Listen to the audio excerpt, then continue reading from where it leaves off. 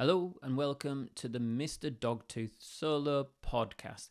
This is episode 2 and I thought you might like to join me. Look, sir, Troy. Stop that ship! Blast him!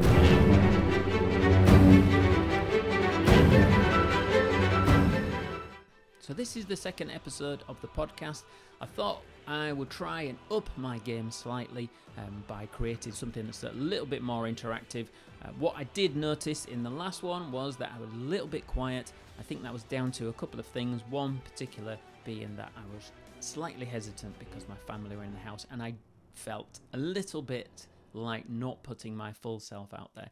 So this one, you're going to get more of the Rick that you see on Instagram, rather the presentation Rick, let's say. That's the best way of putting it. So where are we going this week? Well, we're going to follow a couple of things through from last week, and we're going to see how some of the videos did, and then we're going to go through to some of the techniques I'm going to use next week, and maybe also have a quick look at some of the projects that I've been working on. So here is one of the projects that I've been working on this week, which is a gold leaf skateboard. So actually, if you follow me on Instagram, you may or may not have chosen which way around I do this, because I did a little poll on my Instagram, and unfortunately I probably not listened to you because I made it overly confusing and ended up putting the polls left and right on the wrong way around because I was too bothered about centering it.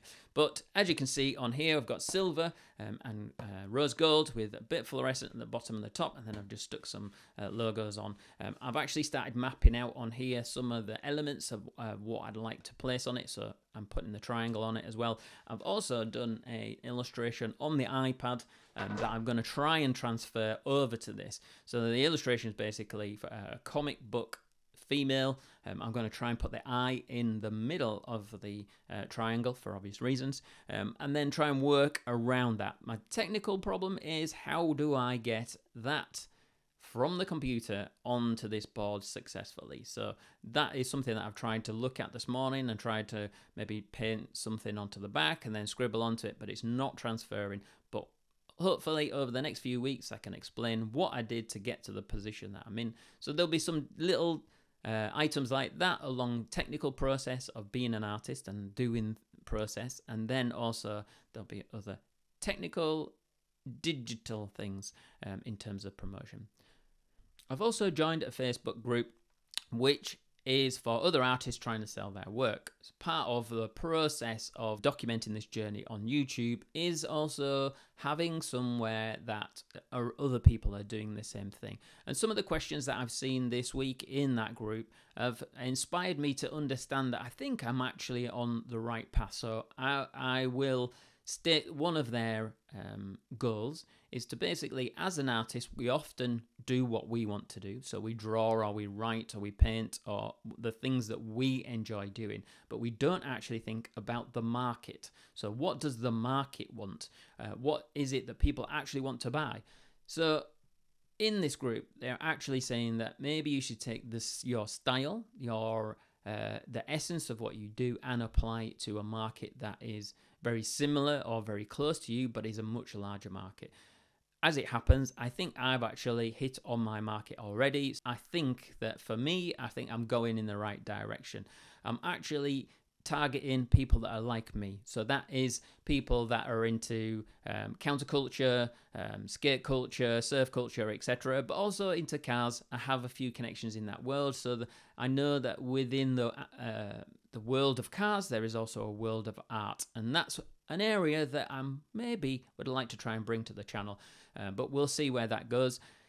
And then also, because obviously I'm a big Star Wars fan, this also has another fan base that can come along with me. So if I mix the three things that I'm very interested in together, I get kind of a unique pot, but I also get quite a good broad range of people within a market that may want to buy my products. So this would be knowing your market, devising a way of selling to a market, and then going out and marketing to that market. One of the other key things that they have said in this group, which I have heard on numerous occasions from tech people as well, is that you should earn your audience. Now, how do you earn your audience? Well, if you think you earn your audience on Facebook or YouTube or Instagram, you're actually incorrect, because basically what they could do is easily ban you for some infringement. You put the wrong thing on, or you'll get hacked or something, and then you've lost your connections to all of the people that follow you.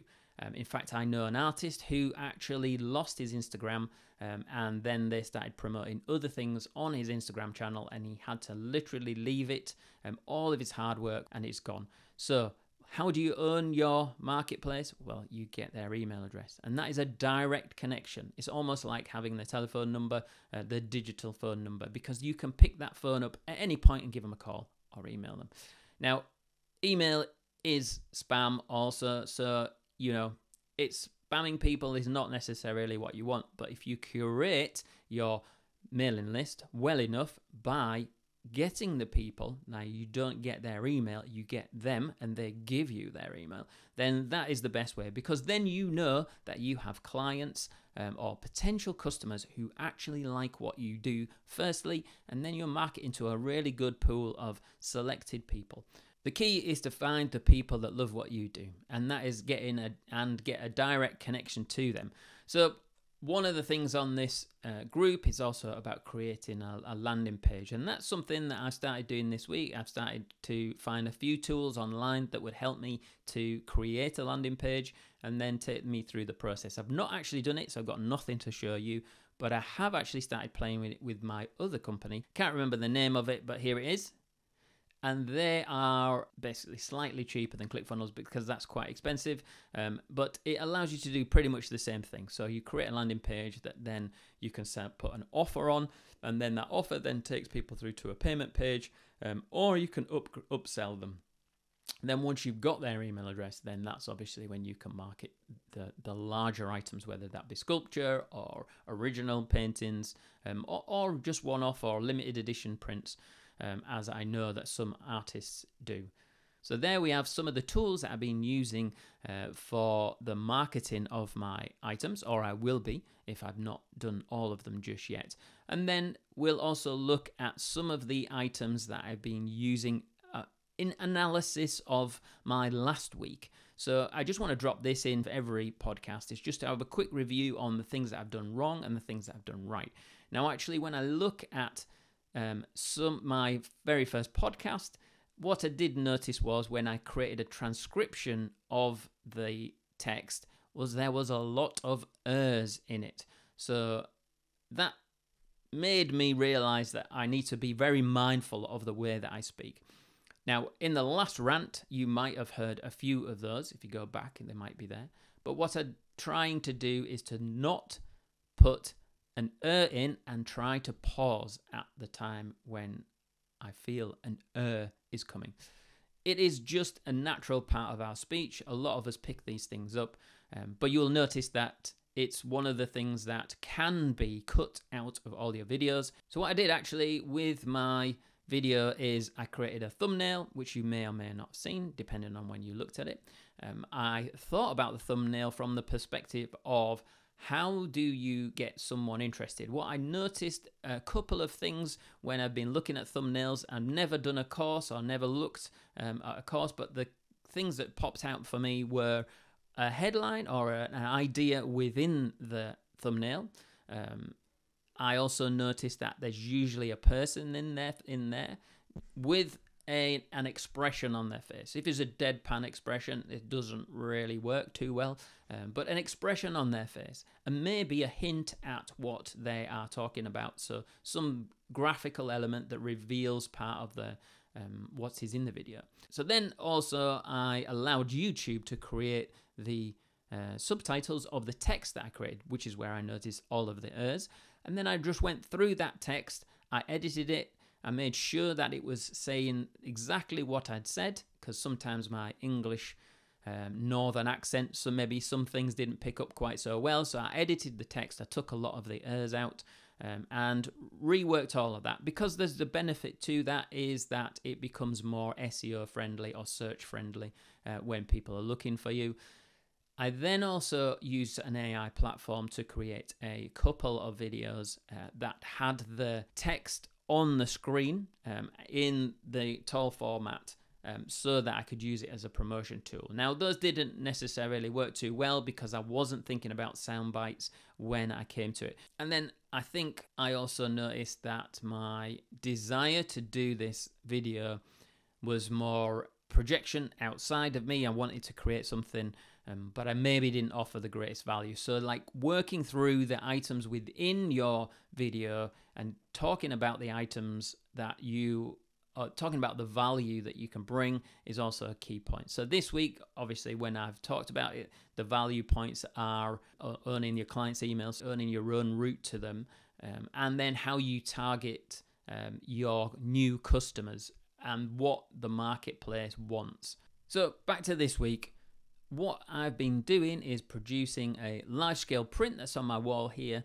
It's A1 in size. It's about probably 20-25% of the way through. Still got quite a lot to do, but the major elements are in. Apart from, this is actually a drawing with quite a lot of vehicles on it.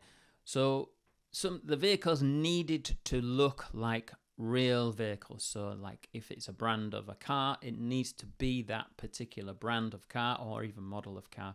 So what I did was I actually grabbed the photograph. So just as this is going to be quite difficult to see on here, but this is Adobe Illustrator on the iPad, and so what I did was I took a photograph of the car, and then I drew over the top of it with my Apple Pencil. So there you go. So then what I did was I printed those out at the scale that I wanted them, which is about this size. And then once I got those printed out, I actually tried to transfer them over to the drawing using a light box. So essentially tracing the printout through onto the surface of the design. However, sadly, that didn't work very well. It's proved quite difficult to get the drawings onto the new artwork because the artwork material is quite thick and therefore it doesn't shine through the light box too easily. So there's a process there. I've managed to do most of the vehicles. I've still got a couple to do. But hopefully by the time I finish, there should be about 20 different vehicles on there, all of different types, including different cars, different Porsches, different Ferraris, etc.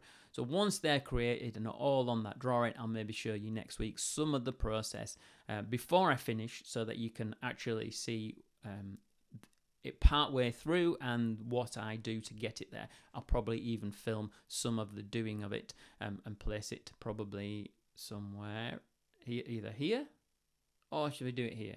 Probably just here. There's bigger space. So the final part of the video is my goals. So I've set myself a few things. This is how anyone in any business, in any form of sport or anything, if you want to achieve anything, you've got to set your intention. You've got to set your goal. Where are you going? What do you want from it? And then once you've got the item at the top of the list, then you break it down in steps how to get there. So one of my things is to start selling one of the prints that I've already printed.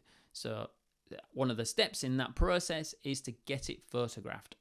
I was trying to get it scanned, but I think it's probably going to be too fragile to scan it, so I'm going to get it photographed. And then once I've got it photographed, obviously I'll have to tweak it in Photoshop to make sure that the whites are whites and the blacks are blacks. And then once I've done that, the next step will actually be getting some prints done from my local print shop.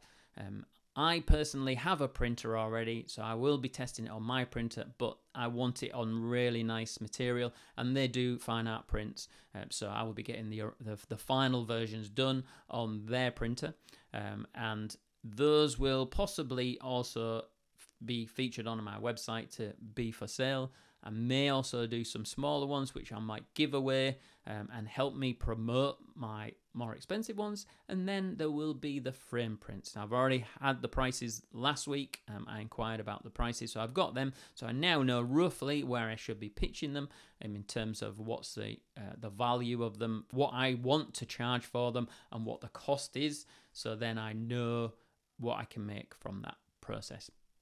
And then once I have those, I need to get them on my website. So that's another key thing. I started the ClickFunnels page, so I kind of know what I'm doing. So this week it would be really good if I could finish my thing off. So there's my few goals for this week. I'll put them up here on the list, and then we'll see how I do in the week. So that is me done for this week's episode, the second episode of the Mr. Dogtooth Solo podcast. I'm going to shorten that down to something else soon. But if you would like to watch anything else that I've done, you can also watch the previous one. Probably not quite as good as it could have been, to be honest, but you've got to start somewhere, and that's another key pointer about this, is to remember you have to start somewhere. And then I also did a really cool interview with Dayton Lee, who is from Dirty Sanchez. If you're British, you might know who they are, especially if you're about my age. And Dayton's such an awesome dude. Him and I did this podcast, and basically it was just me quizzing him as the creative misfits. And so if you want to watch that, please click on the link here. I don't know where it's going to be. I haven't done this before, so I'm winging it. So yeah, please click on the link here if you like things like that, anything to do with skating, and obviously that's Dayton's past. So looking forward to the week. Goodbye.